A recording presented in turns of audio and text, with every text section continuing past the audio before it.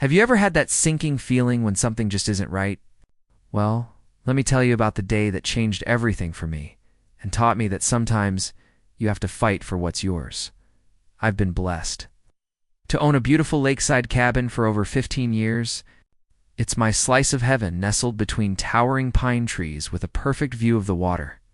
Every morning, I wake up to birdsong and the gentle lapping of waves against my dock. This cabin isn't just a house. It's where I've healed from life's hardships, celebrated quiet victories, and found peace when the world felt too overwhelming. Now, I should mention that my cabin sits just outside the local homeowners association boundaries. That was intentional. You see, our HOA is run by a woman I'll call Karen, and if you've ever dealt with an overzealous HOA president, you'll understand why I wanted no part of that drama. Karen had a reputation for measuring grass heights with a ruler and sending violation notices for leaving garden hoses visible. She'd always been frustrated that my property was beyond her reach. I was supposed to be away on a 2-week business conference. But the universe had other plans. After 6 days of meetings in hotel rooms, I was exhausted and homesick. When my company wrapped up early, I nearly cried with relief. All I wanted was to get back to my sanctuary and spend a quiet evening watching the sunset over the lake. But as I turned into my gravel driveway that Tuesday afternoon, my heart stopped. Cars everywhere, not just 1 or 2, but at least 8 vehicles scattered across my lawn like it was a parking lot. Music was blasting from inside my cabin, and I could hear laughter and voices through the open windows. The smell of barbecue smoke filled the air. For a moment, I sat frozen in my car trying to process what I was seeing. My mind raced through possibilities. Had my cabin been broken into? Were these squatters? My hands trembled as I grabbed my phone, ready to call the police. But then I saw something that made my blood run cold. There were people on my porch, strangers lounging in my rocking chairs, drinking from red cups like they were at a tailgate party. A woman had actually put her feet up on my grandmother's antique coffee table, which was visible through the sliding door. I took a deep breath and stepped out of my car. This was my home. Whatever was happening here, I was going to handle it. Walking up to my own front door felt surreal. The conversations died down as I approached, and several faces turned toward me with confused expressions. I heard someone whisper, "Who's that guy?" Then a man holding a beer called out, "Hey buddy, this is a private party." Karen said this was her place. Karen, my stomach dropped. Of course it was Karen. I pushed open my front door, my own front door, and stepped inside. The room fell silent. My living room was packed with at least 20 people I'd never seen before. Empty plates covered my dining table, and someone had moved my furniture around to create a makeshift party space. "Excuse me," I said, trying to keep my voice steady. "I need everyone to leave. This is my home, and you're all trespassing." The confused murmurs started immediately. But Karen said, ... double quotes. "This is her cabin, ... double quotes. She's the HOA president, ... before anyone could move." The front door burst open behind me, and there she was, Karen herself, carrying a platter of sandwiches like she was the hostess of the year. When she saw me standing there, her face went through a rainbow of emotions: surprise, annoyance, and then something that looked almost like defiance. "What are you doing here?" she demanded, setting down the food like she owned the place. "You're not supposed to be back until next week." I couldn't believe what I was hearing. Here was a woman who had illegally entered my home, invited strangers over, and was now acting like I was the problem. "Karen," I said, fighting to keep my voice calm, "this is my house. My name is on the deed. You have no right to be here." She crossed her arms and lifted her chin. "Oh, please. You barely use this place. It sits empty most of the year while people in this community could benefit from it. I organized this gathering to welcome new neighbors and raise funds for community improvements. You should be thanking me for taking care of things while you're gone." The audacity was breathtaking. My neighbors began shuffling toward the door, clearly uncomfortable with the situation they'd been dragged into. Many of them apologized to me as they left, decent people who'd been misled by someone they trusted. But Karen wasn't finished. As the last guest hurried out, She pulled out her phone and dialed 911, double quotes, yes. I need police at 17 Lakeshore Drive immediately, she said loudly, making sure I heard every word. There's a man here who broke into my cabin and is threatening me.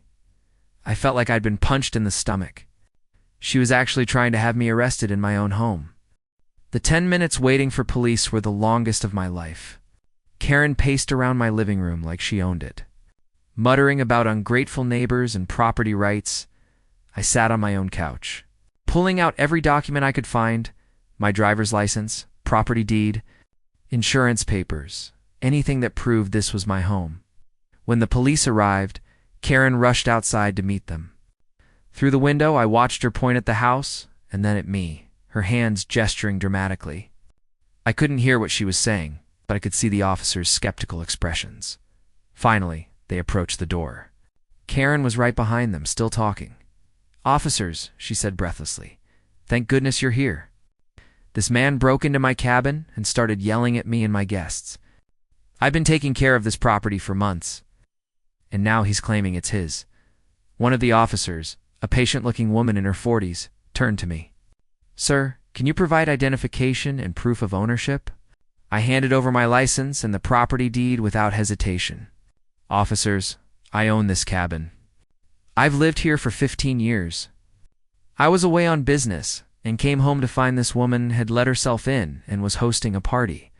When I asked everyone to leave, she called you." The officer studied my documents carefully and looked at the address on my license. Everything matched perfectly. "Ma'am," she said to Karen, "do you have any documentation showing you have a legal right to be on this property?" Karen's face flushed red. "I don't carry paperwork with me, but everyone knows I take care of this place. I'm the HOA president. He abandoned this property." "Actually, ma'am, this property isn't even in your HOA jurisdiction, according to our records," the second officer said after checking his tablet. "And being away on business doesn't constitute abandonment." The look on Karen's face was something I'll never forget. A mixture of rage, embarrassment, and disbelief that her plan had backfired so spectacularly. "Ma'am, you need to leave this property immediately," the officer continued. "If you refuse, you'll be arrested for criminal trespassing." As Karen stormed off, hurling insults over her shoulder, I felt a mix of relief and sadness. Relief that the truth had won out, but sadness that it had come to this. A neighbor I'd tried to be cordial with for years had violated my home and my trust in the worst possible way. That night, I barely slept. Every creak of the house made me wonder if Karen would try to return.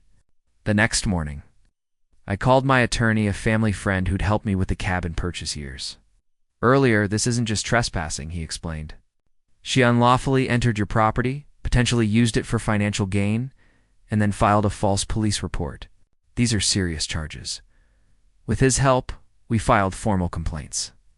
The police report from the previous night, combined with statements from the guests who confirmed Karen had told them it was her property, built a solid case.